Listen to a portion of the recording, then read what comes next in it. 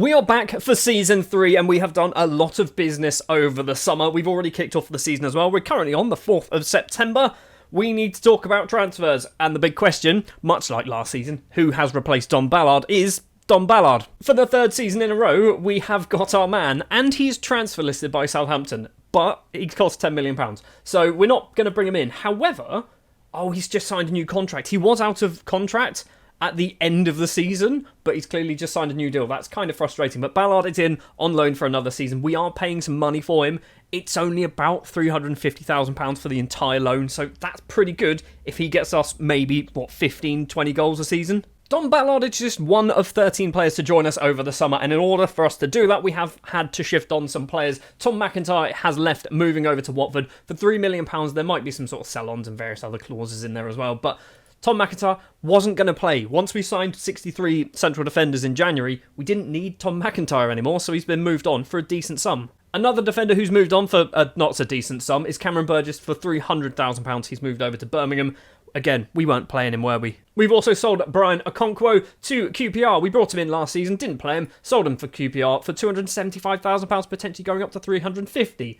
I think that's pretty good, considering we were never going to play him. He's also not the only goalkeeper to leave. Harrison Roan, 19-year-old England goalkeeper, has moved on, going over to Stoke for a decent sum. 1.2 potentially rising to 1.3. Another player that we just were not going to play. And the final permanent transfer to leave the club is Harry Mordner, a player who was arguably not terrible, really. We could have got some game time out of him, but he's moved on for £160,000 going to Norwich. There are a lot of loan deals as well that we will get to in just a moment. Some names that you might be surprised with have gone out on loan. We're going to fly through the incomings very, very quickly. Zach Schwab is the first one, 18 years old, one for the future from Arsenal. One for arguably now is Romans Kozlovs, signed from Southend for about £350,000, I think in total, 235 apparently. 16-year-old Latvian. I saw a Latvian in the Southend team and went, he looks pretty good, so we brought him in. He's worth £11 to £14 million.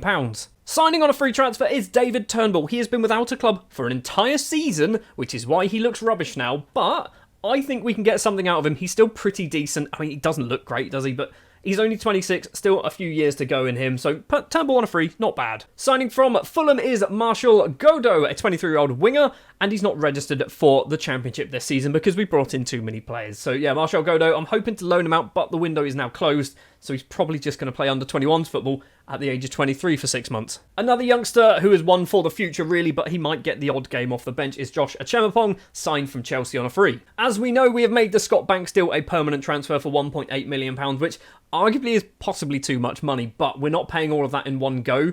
I think it's kind of spread over like the next 3 seasons, something stupid like that. So Scotty Banks on a permanent deal, which is a very good bit of business, I think. In the central midfield role, we have Marcin Listowski, could be his name, signed from Salento or Lecce. He doesn't play a position that we play.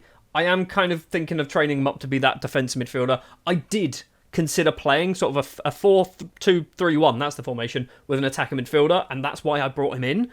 And then I kind of went, it's not gone so well. You'll see in a minute when we see the results. A player that I mentioned in, I think, the last episode, or maybe even the one before that, is Kiddo Taylor-Hart. He has joined from Arsenal. He got released. His contract expired. We brought him in. I think this could be a very good player. He's only 22. I think there's bags of potential in Kiddo. As we know, Don Ballard has also returned to his loan spell as well, but he's not the only player joining on loan. We've got 3 players joining on loan from Man City alone. Max Aleni is the first up, 20 years old central defender. We don't really need him, but he is in as a squad player, so I'm not going to play him a huge amount of football, but he's costing us absolutely nothing, and I think he's pretty decent. Alfie Harrison is in on loan from Manchester City, 19 years of age, central midfielder, attacking midfielder, striker. We are probably going to deploy him as a striker, somewhat on rotation with Ballard and Kelvin. Ashton Muir as well for Manchester City, a Scottish left and right winger. The versatility is what drew me to Ashton Muir. Again, not going to be playing him a huge amount because we've got Banks, we've got Onyedinma still, so those are our 2 starting wingers.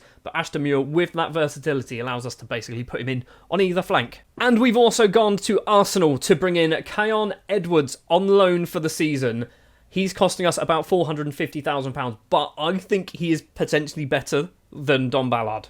I think we might have a fight between Ballard and Edwards to be who is our number 1 striker, who is our top goal scorer. Edwards has yet to play for us. We signed him in on deadline day, and we have not played a match since. So that is all of the transfer business joining the club. Loan deals leaving as well. We've got a whole bunch to talk about. A few big ones we should probably mention. Joe Williams going to Avellino in Italy in Serie C for some reason. Ridevout as well going over to Alacoron in Spain. Probably the third tier in Spain.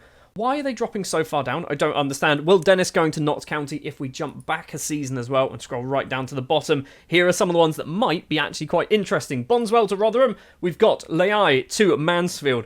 Basil Chuma to Northampton. I thought we're not going to really play him this season. So this one, I'm not sure was a good idea. Honestly, I'm not sure. He's dropped down to League 2. If he plays a full season in League 2, he might come back a much better footballer. And so far, the season has been horrendous. It's been absolutely appalling. We did not score a league goal until the 4th game of the season, and this is why we changed formation. We lose against Stoke. We lose against Leicester. We lose against Plymouth. We changed the formation back to the 4-2-4 that we were playing the last few seasons, and we beat Bristol City. We then beat Sunderland as well. We beat QPR in the Carabao Cup, and we draw 1-1 with Burnley, which actually, on paper, sounds like a good result. Burnley have started the season worse than us, so maybe that's not a best result, is it? It does mean that this is how the league table looks. We're currently 14th place, 6 games played so far. We're going to have 2 matches in today's episode, kicking off against Bolton, and then, do we do Bolton and Sheffield United? Maybe we just do those two. Sure, why not? So then the starting lineup for the Bolton game will be pretty much what we played last season. It's Cavallina in goal, Ferguson, Mepham, House and Guinness Walker, Offenborough and Hamilton in midfield, Banks and Onyedinma, Kelvin and Edwards up front today. You might be wondering where's Don Ballard. You probably spotted earlier, he's currently out injured. So yeah, we're not going to be playing Don Ballard today. But I think this is a pretty good starting 11. If we have a look here, this is the formation that I was playing. And in that position there, we either played, what's his name? I've forgotten his name, Turnbull, or Listowski were kind of the 2 players that were kind of rotating in that position. It didn't really work, did it? So we're going to go back to this. We're going to start Edwards as that advance forward, and we're going to have Kelvin as the pressing. They did suggest playing Harrison, but I kind of don't want to play too many loaned players if I can help it. So obviously, this is match day number 7 in the league, and I think Bolton are doing quite well. They're up in like maybe 6th or 7th place in the table. We're down in 14th. We should be good enough to win this game. Last season, we played very, very well. I think we've just kind of ballsed up the start of this campaign, which might come to bite us in the long run. Edwards has the ball. First touches in a Reading shirt. Guinness Walker on that left-hand side. 4 options maybe in the box. Onyedinma gets past his man, crosses it in. It's found Edwards, and Edwards spins, blasts it into the back of the net. Not even 6 minutes played. We take the lead against Bolton, and Edwards with his first goal in Reading colours. And this is what I mean by Edwards might be better than Ballard. I think Edwards can get 20 goals this season. Ballard, I think, can still get 20 goals himself, but I think it's one or the other. We can't get both. 18 minutes on the clock and a misplaced pass from Courtney House finds Jones. It's been, okay, fair enough, we've got the ball. Offenborough to Ferguson, on the ground finds Kelvin. Banks on the right. On the ground again, Kelvin's going to go for a run. Edwards is trying to break the offside trap. His first touch isn't the best. Onyedinma's first touch is very good though. Dinks it over Baxter. It's 2-0. Not even 20 minutes played. Onyedinma, by the way, wanted a new contract. I couldn't afford to give him a new contract, so I asked the board, and they gave him a new contract. He's on £28,000 a week. He's our biggest earner by a fair distance at this point. Ferguson with a throw. Just before the half hour now. Banks to Ferguson to Offenborough. Just about gets there. Finds Hamilton, and Mika Hamilton just wide of the post. Obviously scored his first goal for Man City the other day, playing as a striker in the Champions League. We're playing him as a defensive midfielder for our Reading side, because he's versatile. That's always a good thing. Forrester for Bolton. Goes for a wander. Finds Dempsey in the middle. Hamilton just sticks a leg out and gets the ball. Courtney House to Scott Banks. Kelvin's in front. Lovely spin by Kelvin, and Kelvin's effort is blasted into the back of the net as well. His first of the season. 3-0. And we are not even close to half-time. If we keep scoring at this rate, this is a 9-0. It looks like Nathan Baxter is playing pretty poorly. He's not doing awful, though, on a 6-4 in the Bolton goal. But we are just doing ridiculous at the moment. Edwards' cross comes in towards House, is nowhere near him. Sosa is going to collect it for Bolton. We need to get a goal soon, because if we're going to score a goal every 10 minutes, we've missed the 30 to 40 minute mark. We need to get a goal very soon. And then maybe another one before half-time. Hamilton to Edwards, finds Onyedinma, eventually gets it back to Edwards, and Edwards' effort goes over the bar. Should have scored. Didn't go over the bar, it was actually saved by the keeper. Banks has gone over to the left to take the corner. Crosses it in towards Forrester. Mepham's going to keep this one alive. Hamilton to Onyedinma. Hamilton back to Banks. I'm pretty sure he was offside. He's jumped to tackle anyway. He was offside. Still not quite at half-time, but Bolton maybe have a chance of their own. It is Mendy to Thomason. Plays it back to Johnston. Now Dempsey in the middle, across to Thomason again. We could do with nicking this away because a goal here, right on the stroke of half-time, for Bolton would be bad. For us would be very good. Ferguson to Banks in the middle. Onyedinma's on the left-hand side. Played behind him. Gets it back to Banks. And Banks scuffs it over the bar. It's 3-0 at half-time. We are looking ridiculously good. Ridiculously good here. No changes at half-time because, let's face it, we're absolutely dominating at the moment. I am going to consider doing some changes. More to get some new faces on the pitch, like an Ashton Muir, a Harrison, maybe even an Alenyi or a Kiddo Taylor Hart, sorry. Because right now we are just dominating Bolton. Nothing's happening in the second half so far. We're up to 10th in the table as well. Right, almost 20 minutes left to play. Let's do a whole bunch of changes. It's going to be Ashton Muir coming on for Banks on the right-hand side. Taylor Hart coming on for Onyedinma on the left. I feel bad because he's on a 9.4, but we're going to take him off anyway. We've got Listowski, who can't play there, but I'm going to drop him in as a defensive midfielder as the DLP for Hamilton. Harrison's going to come on for Kelvin, and we're going to do Alenyi as well coming on for... I mean, they're literally identical at this point. We'll do it for a ball-playing defender, so Alenyi is going to come on as well. As all of our subs, all of our lone players have just been brought onto the pitch as well.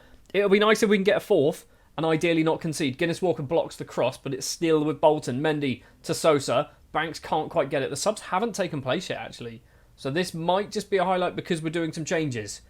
Nagalo to Lyons Foster, and it goes over the bar, and that is going to bring on our 5 changes. I feel like we've played Bolton on camera a few times now in this save, haven't we? Pretty sure we played them in League One, we played them last season, and we're going to play them in this one as well. It's like a tradition. Final 5 minutes of the game then, and it's looking like we are just going to win this one quite comfortably. 3-0. Nothing's really happened for us in the second half. I don't think we've really had too many shots either. Maybe 1 or 2 that haven't been good enough. Morley's cross comes in from the corner, and Benekophobe hits the bar. How have we managed to dodge that one? Muir with a dive and header clear, and that is the full-time whistle. It is a 3-0 win against Bolton. A very good performance, if you ask me.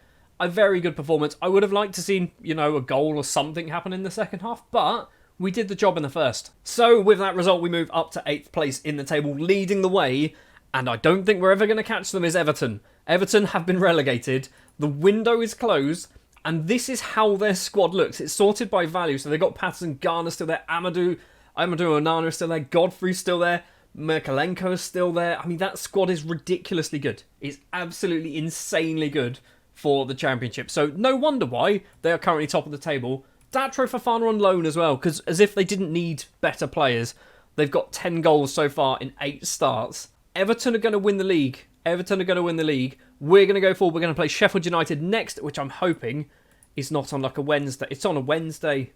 Right, we need to have a break. So just one change for the Sheffield United game, and that is Ballard comes in to replace Edwards. Both Ballard and Edwards shouldn't be playing, so I feel like I shouldn't really start Edwards in this one. He's probably going to come off the bench because, let's face it, he's very good at football, but so is Don Ballard. Already 2 goals so far this season. So let's go in and play the Sheffield United game. It is going to be tough, this one. This one is going to be harder than the Bolton game. Being away from home as well just makes it that extra bit harder. I think we can do this. I think we can beat them.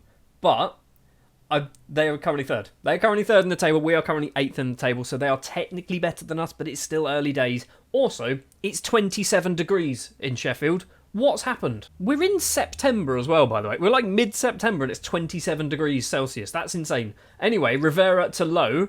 Souza finds Rivera again in on goal, just over Cavallina's bar. So first chance goes to Sheffield United. We're going to see the goal kick as well. Cavallina with a weird goal kick, if I'm perfectly honest. I like a kick upfield, not across the penalty area, but there we are. Banks to Offenborough, who, by the way, Offenborough says that he needs to have a rest, but I'm not going to do it because he's very good. Hamilton's going to go for a run on that left-hand side, finds Onyedinma. Scored a goal in the last game, obviously. Can he get himself a second goal in this episode? He can't with that effort. Goes wide and over the bar, but fair play for trying. I'm not going to lie, Fred Onyedinma is probably my favourite player in this Reading save at the moment. And I think last season I said it was Ferguson. Onyedinma just gets on about his business. Scores goals, has a lovely time, plays well for the most part. And we just get goals out of him. We get goals, we get assists, we get all sorts of stuff out of Onyedinma. Davies has the ball for Sheffield United. Not the best free kick from us. Cameron Archer, I assume that's Cameron Archer on the right-hand side. Mika Hamilton, though, nicks it off. Now Courtney House can go for a run. In the centre circle is Offenborough. Now Kelvin, right-hand side. Ferguson needs to make that run and he didn't bother. Why didn't Ferguson make the run? There you go, that's the run you should be making. Kelvin still has the ball. What's going on here? Eventually, he finds Offenborough in the middle. He's going to try and go for goal. He's been tackled. Is still alive, though. Guinness Walker on the left, crosses it in low. It's fallen for Kelvin. It's blocked by a defender, and it's going to be a corner. Scott Banks goes over to take it from the right. Left-footed corner.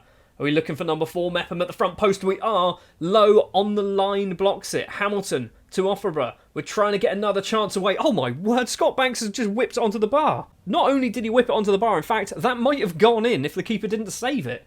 Banks is going to take the corner again. I don't know if he's any good at them. He just seems to take them all the time. Ballard back to Scott Banks, staying on side.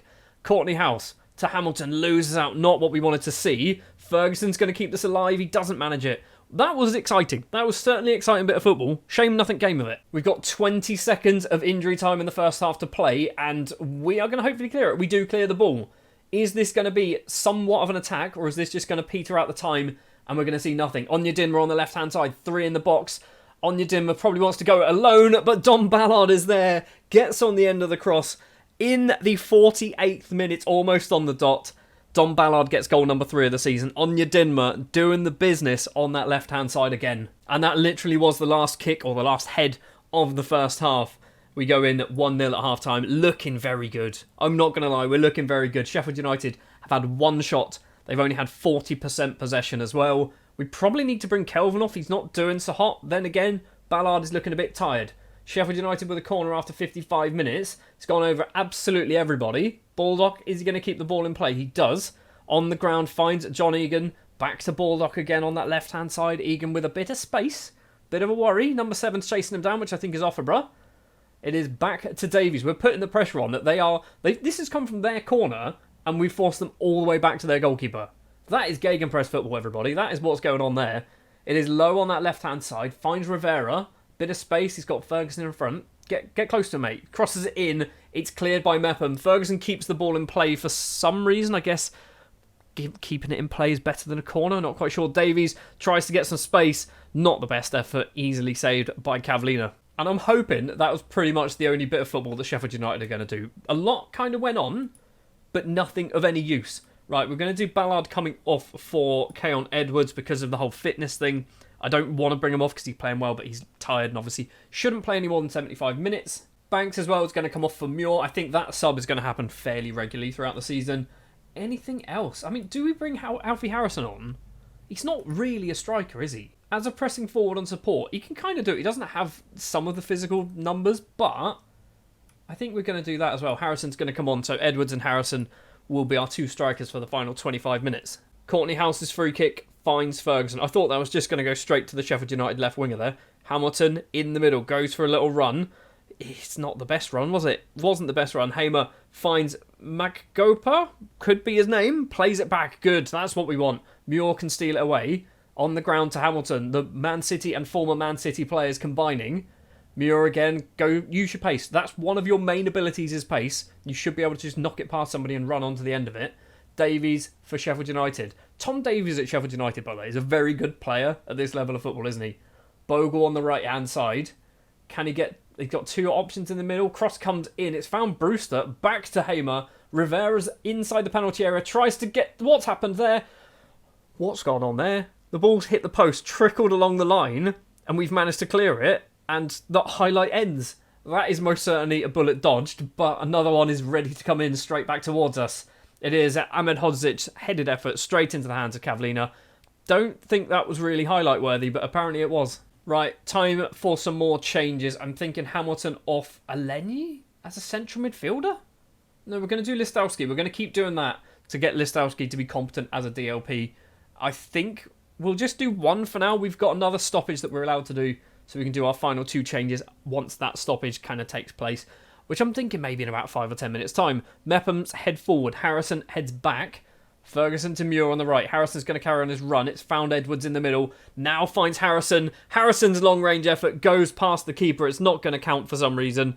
I don't know why it's not going to count, but I knew it wasn't going to count because it didn't say first goal of the season for Harrison. Right, final 10 minutes then. We are going to do that 1 more change. I thought we had 2 changes, but apparently it's just 1. We're going to do Anya Dinmer for Taylor Hart because that's one that we're going to do fairly consistently as well, much like the Muir one for Banks. That, by the way, is why I've decided to loan out Leai and Basil Tuma, because basically they'll be the 3rd choice left and right wingers at this point. 4 minutes of injury time to play. If we can hold on for this victory, that's a big, big 3 points, especially when you think We are probably going to be battling Sheffield United towards the end of the season for potentially an automatic promotion spot. Most likely a playoff spot, let's be honest. But that is a huge 3 points.